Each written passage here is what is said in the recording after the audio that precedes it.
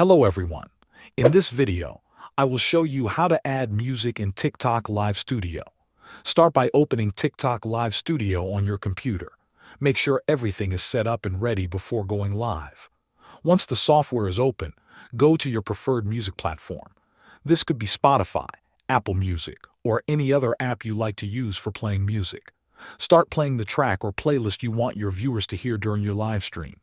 Now return to TikTok Live Studio. Look at the left-hand side of the screen where you will see a panel with different options. Find the plus icon.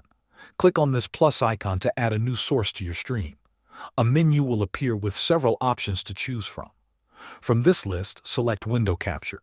This option allows you to capture a specific application window along with its audio.